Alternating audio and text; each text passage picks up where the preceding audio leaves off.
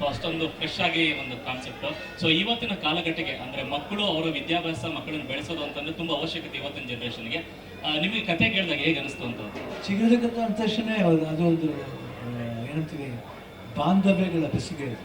Because ಎಲ್ಲ ರೂಟ್ಸ್ನು ಹೋಗಿ ನಾವು ಮೀಟ್ ಮಾಡೋಂಥ ಒಂದು ಕ್ಯಾರೆಕ್ಟರ್ ಅದು. ಸರಿ, ಆ ಲುಕ್ ಬಂದಿದೆ ಅಂದರೆ ನಿಜವಾಗ್ಲೂ ಅದು ಖುಷಿಯಾದ ವಿಷಯ. ಯಾಕಂದರೆ ಮಕ್ಕಳ ಜೊತೆ ಮಾಡಬೇಕಂತಂದರೆ ನಾನು ಮಾಸ್ಟರ್ಗಳು ಮಾಡಿದ್ದೀನಿ, ಮಾಸ್ಟರ್ಸ್ ಬಟ್ ಇದು ಒಂದು ವಿಭಿನ್ನವಾಗಿರುತ್ತೆ. ಅಂಡರ್ ಕರೆಂಟ್ಲಿ ಅವನ ಮನಸ್ಸಲ್ಲೇ ಏನೋ ಒಂದು ಇರುತ್ತೆ, ಬಟ್ ಅದೆಲ್ಲ ಹೊರತುಪಡಿಸಿ ಅವ್ನು ಬಂದು ಅವನು ಆ ಜಾಗಕ್ಕೆ ಬರ್ತಾನೆ ಅಂದರೆ they will be one purpose ಇದೆ. ಸೊ ಇದರಲ್ಲಿ ಭಾಳ ಅದ್ಭುತವಾಗಿದೆ. ಅದು ಮಾತುಗಳು ಅಷ್ಟೇ ಸ್ಟೂಡೆಂಟ್ಸ್ಗೆ ಅನ್ನೆಸರಿ. ಇವಾಗ ಏನಂತೀವಿ, ಕಮರ್ಷಿಯಲ್ ಸಿನಿಮಾ ಮಾಡ್ತೀವಿ ಅಂದ್ಬಿಟ್ಟು ದೊಡ್ಡ ಮಾತಾಡ್ತೀವಿ. ದೊಡ್ಡ ಮಾತಾಡ್ಸೋದೇ ಇಲ್ಲ. ಮಕ್ಕಳು ಏನು ಮಾತಾಡ್ತಾರೆ ಅದೇ ಮಾತು.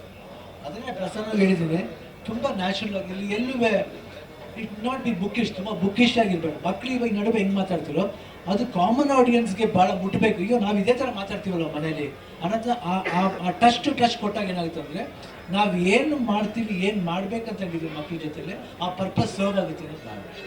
ಇವತ್ತಿನ ಎಜುಕೇಷನ್ ಸಿಸ್ಟಮ್ಗೆ ದೊಡ್ಡ ಪಾಠ ಆಗುತ್ತಾ ಎಫ್ ಆರ್ ಆನಂದ್? 100% ಆಗುತ್ತೆ, 100% ಆಗುತ್ತೆ.